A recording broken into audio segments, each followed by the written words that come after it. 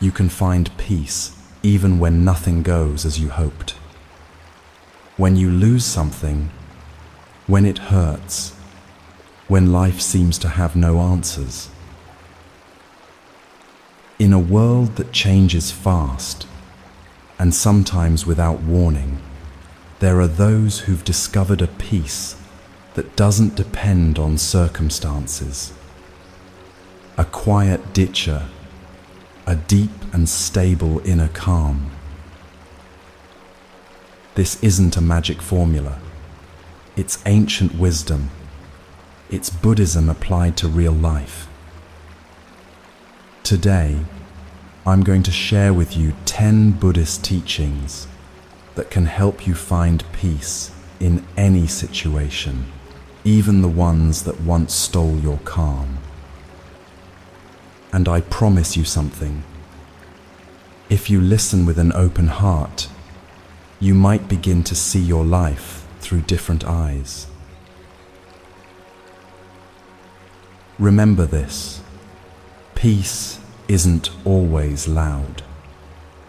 Sometimes it's simply the quiet knowing that you're exactly where you need to be. These aren't my teachings. They're wisdom that's been alive for over 2,000 years, helping countless people navigate loss, change, uncertainty, and fear. I'm simply passing them along to you. Maybe find a cozy spot, grab a warm drink if you'd like, and settle in for the next few hours. This isn't a lecture. It's more like a conversation with someone who understands what it means to struggle. If you're here, it's for a reason. Thank you for being part of this conscious community. Let's begin.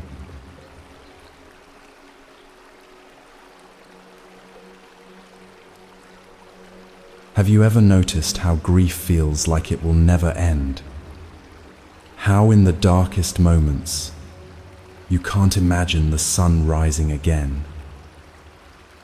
Or maybe you've experienced the opposite, a beautiful moment so perfect you wanted to freeze time, to make it stay forever. We all do this. We treat our experiences as if they're permanent.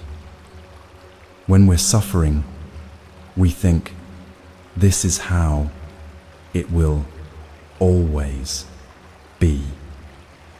When we're joyful, we cling tight, terrified it will slip away.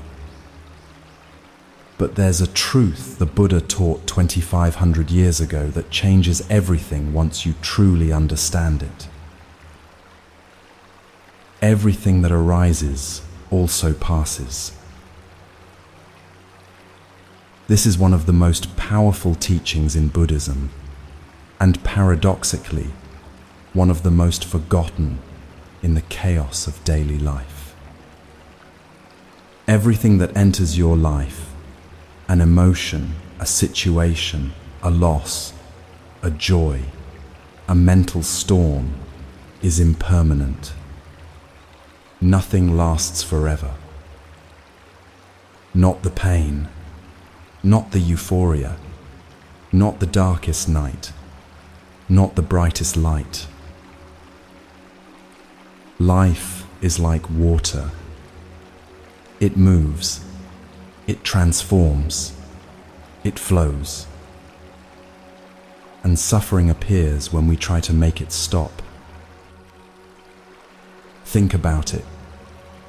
When you're going through something difficult, a breakup, an internal crisis, a loss, the teaching of impermanence isn't meant to minimize your pain. It's not saying just get over it or don't feel sad. That would be cruel and untrue. What this teaching offers is something different.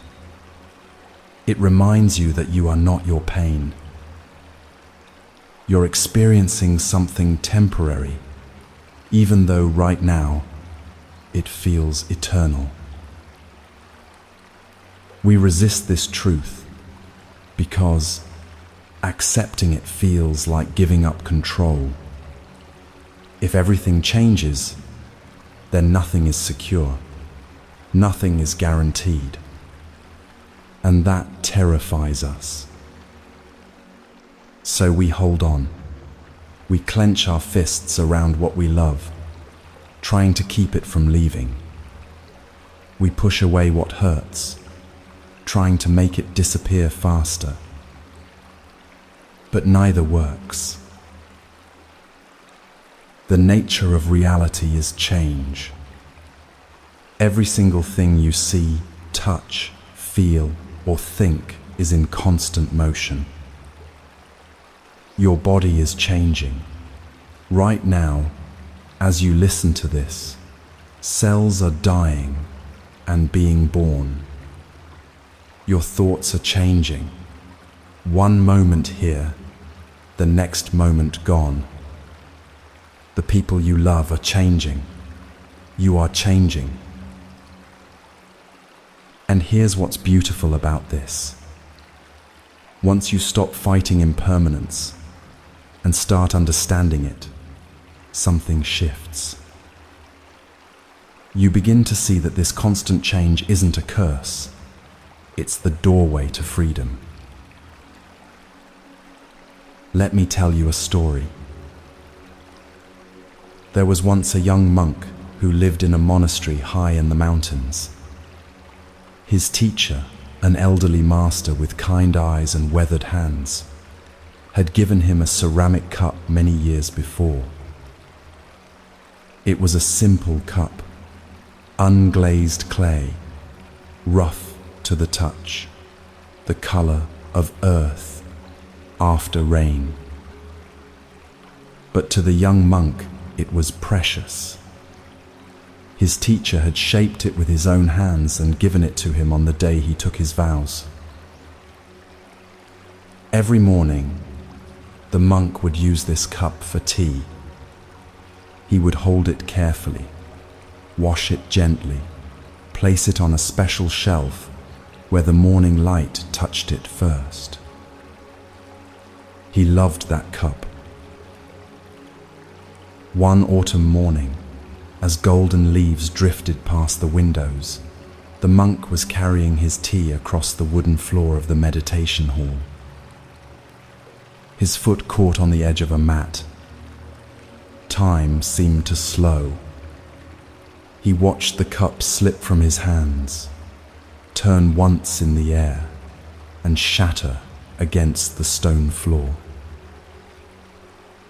Pieces scattered everywhere, some large, some no bigger than grains of rice. The tea pooled dark against the grey stone. The monk stood frozen, staring at the fragments, his eyes filled with tears. He carefully gathered every piece, cradling them in his robe, and went to find his teacher. The old master was sitting by the window watching the leaves fall.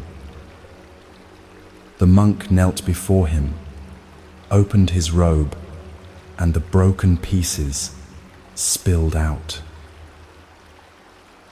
"Master," he said, his voice breaking, "it's gone. The cup you gave me. I've broken what I loved most." The teacher looked at the shattered clay for a long moment. Then he looked at his student with infinite gentleness. "Tell me," the master said softly, "did you love the cup, or did you love the illusion that it would always be there?" The monk opened his mouth to answer, then closed it. The question settled into him like a stone dropping into still water. The master continued, his voice quiet but clear. From the moment I shaped that clay, it was already broken. Everything that comes into form is already moving toward formlessness. The cup was never permanent. Your love for it was real, but your belief that it would always exist, that was the illusion. And that illusion is what's breaking your heart right now, not the cup itself. The monk sat very still. Everything breaks eventually, the teacher said. Clay returns to earth. Bodies return to dust. Moments dissolve into memory. This isn't tragedy. It's simply the nature of existence. When you understand this deeply, you can love without terror. You can hold without grasping. You can let go without bitterness. The old master smiled then and picked up one of the larger pieces of clay. You know what this broken cup is teaching you. He turned the fragment in the light. That everything you love is precious exactly because it won't last forever. Love it now. Love it fully. And when it changes, because it will, let that love transform too. The young monk looked down at the broken pieces, and for the first time, he saw them differently. Not as a tragedy, but as a truth. This story holds one of Buddhism's deepest truths. The Buddha taught that all conditioned things, which means everything that comes into existence through causes and conditions, are impermanent. In the ancient language of Pali, the word is anicca. It's one of the 3 marks of existence that the Buddha said characterizes all of life. He didn't teach this to make us sad or nihilistic. He taught it to free us from suffering. Because when you deeply understand that everything changes, you stop demanding that life be different than it is. You stop exhausting yourself trying to make temporary things permanent. You stop living in constant fear of loss. Instead, you learn to be present with what is while it is. This is what liberation looks like in the Buddhist sense. Not escaping from change, but being at peace within it. So how do you work with this teaching in your actual life? Start by watching your emotions like you'd watch weather passing through the sky. When anger arises, notice it. Don't push it away. Don't judge yourself for feeling it, but also don't believe it will last forever. Say to yourself, this is anger and it's changing. When sadness comes, let it be there. Feel it fully, but hold it lightly. This is sadness, and it's changing. Even joy, especially joy, practice this with. When something wonderful happens, be fully present for it. Don't cloud it by worrying about when it will end. Instead, Let yourself think, this is beautiful, and I'm here for it now, knowing it will change. There's a phrase that's helped countless people navigate difficult times. 4 simple words: this too is changing. Not, this too shall pass, which can feel dismissive, but this too is changing. It's gentler, more accurate. Because nothing passes and disappears completely. Everything transforms into something else. Your grief will change into different grief, then into memory, then into wisdom. Your anxiety will change into calm, then perhaps into other feelings, then into understanding. Nothing stays the same. And here's the paradox that makes this teaching so profound. Impermanence isn't a punishment, it's a blessing. It means that this moment, right now, the one you're living as you hear these words, is completely unique. It will never happen again in exactly this way. The sound of your breath right now is unrepeatable. The way the light falls where you are is singular. This present moment is both ordinary and absolutely sacred, precisely because it's temporary. When the Buddha taught about impermanence, he wasn't being pessimistic. He was pointing toward a deeper way of living. If you truly understand that everything changes, you start to notice what doesn't change, the awareness that watches it all, the stillness beneath the movement, the peace that exists regardless of conditions. Take a moment now. Just breathe. Think about something you're holding on to. Maybe an emotion you can't seem to let go of. Maybe a situation you're resisting. Maybe a version of yourself you're trying to keep alive, even though you've already changed.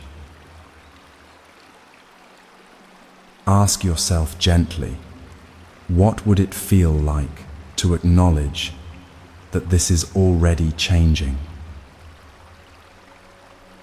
Not to force it to change, not to push it away, but simply to recognize its temporary nature. And here's the thing about this teaching, it applies to everything. Your hardest moment right now is changing. Your deepest wound is changing. Your identity is changing. Even your understanding of these words is changing as you hear them. The Buddhist path asks you to do something that feels counterintuitive, to traverse your pain rather than escape it, to feel it rather than numb it, to observe it rather than become it. Because when you stop resisting what is and start being present with it, knowing it will change, you discover a freedom that circumstances can't touch. Every time life becomes difficult, remember this teaching like a gentle friend reminding you of the truth. This is changing. And every time you experience something beautiful, remember it too. This is changing, so I'm going to be fully present for it right now. That's how impermanence becomes wisdom instead of sorrow. And this brings us naturally to a question. If everything changes, why do we suffer so much when things do? Why does change feel like loss? The answer lies in our next teaching, one that goes even deeper into the heart of human suffering. Because the pain doesn't come from change itself. It comes from how tightly we hold on, trying to stop the river from flowing.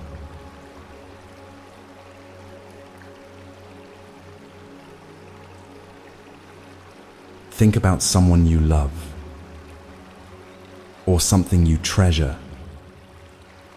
Now imagine losing it. Feel what happens in your body when you imagine that loss. The tightness in your chest, the fear that rises, the thought, I can't live without this. We've all been there.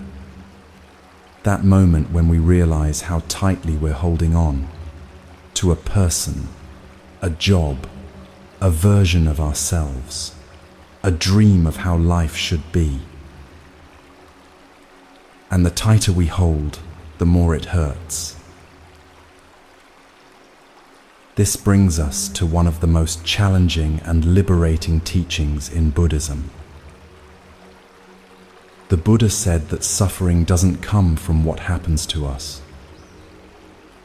It comes from how we hold on to things, how we resist their changing, how we demand that life bend to our expectations.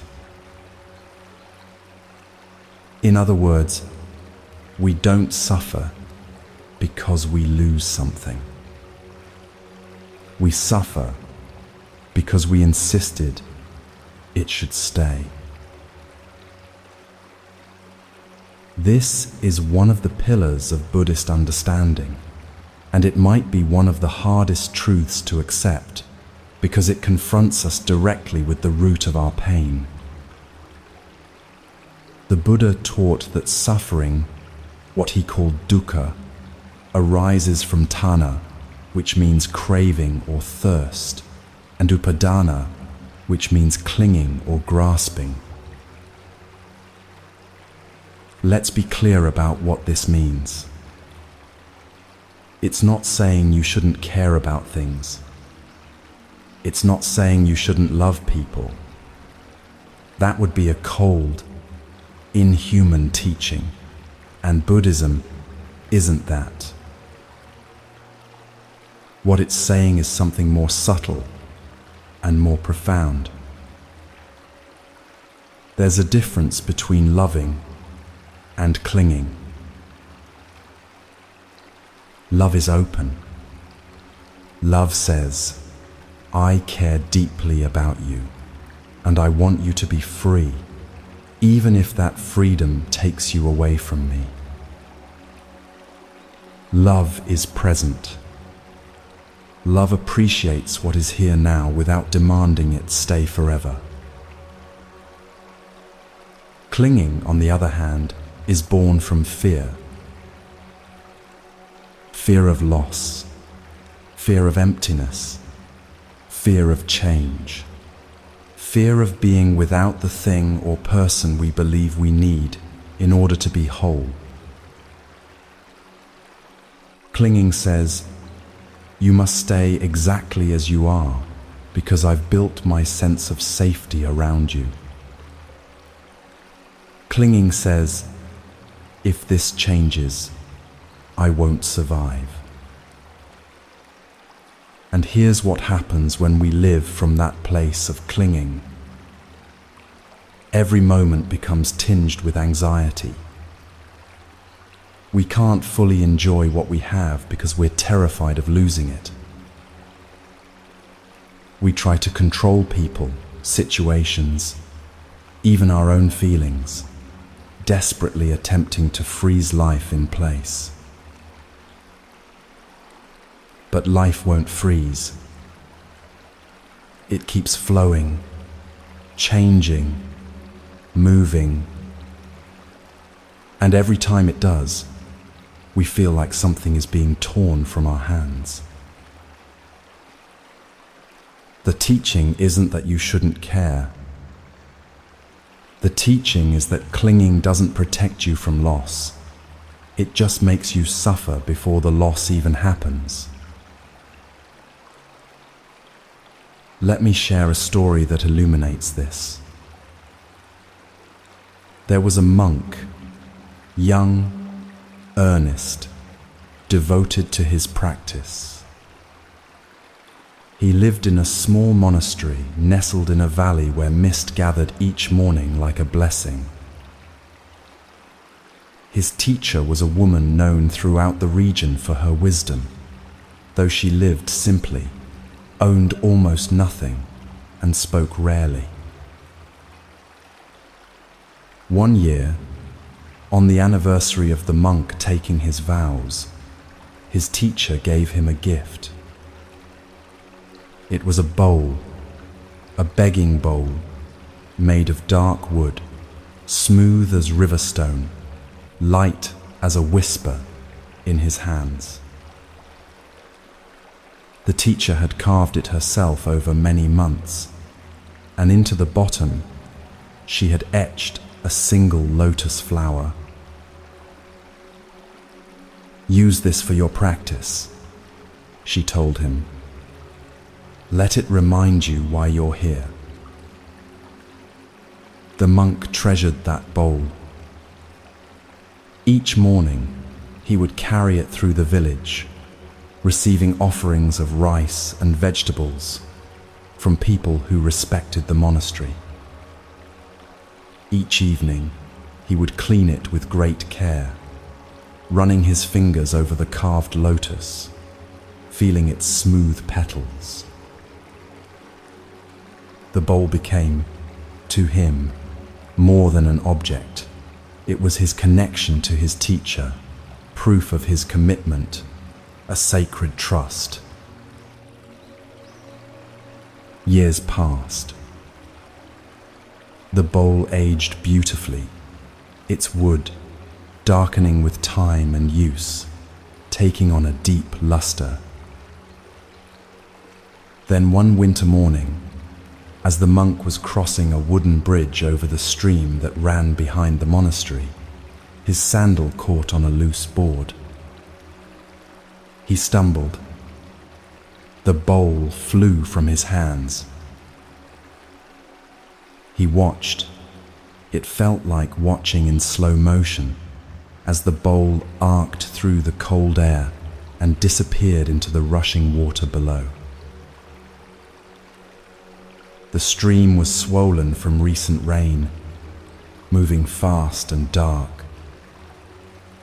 The bowl was gone in an instant, swept downstream toward the river, toward the sea, toward places he would never reach. The monk stood on the bridge, frozen. Then he fell to his knees and wept. He wept not just that day, but for days after. He couldn't eat. He couldn't meditate. He felt as though he had lost something irreplaceable, as though part of himself had been swept away with that wooden bowl. His teacher noticed, of course. She watched him move through the monastery like a ghost, his eyes distant, his practice hollow. Finally, one evening as the sun was setting, she asked him to walk with her in the garden. They walked in silence for a while, their feet crunching on the gravel path. Then the teacher stopped beside a cherry tree, its branches bare in the winter cold. "Tell me," she said gently, "what have you lost?" The bowl you gave me, the monk said, his voice breaking. The one you made with your own hands. It's gone. I see, the teacher said. She looked up at the bare branches above them. And what did that bowl mean to you? Everything, he whispered. It meant I was worthy. It meant you believed in me. It meant I belonged here. The teacher turned to him then, and her eyes were infinitely kind. My dear student, she said, you never needed that bowl to be worthy. You don't need any object to prove you belong. What you're grieving isn't the bowl. It's the illusion that your value depended on possessing it. The monk looked at her, tears streaming down his face. I carved that bowl with love, the teacher continued, and I gave it to you with love. But I never gave you your worthiness. You already had that. The bowl was just a bowl. Beautiful, yes. Useful, yes. But in the end, just a piece of wood that came from a tree and will eventually return to the earth, one way or another. She touched his shoulder gently. You transformed that bowl into something else in your mind, into proof, into security, into identity. And then when the bowl did what all physical things do, changed, moved, disappeared, you felt like you were losing yourself.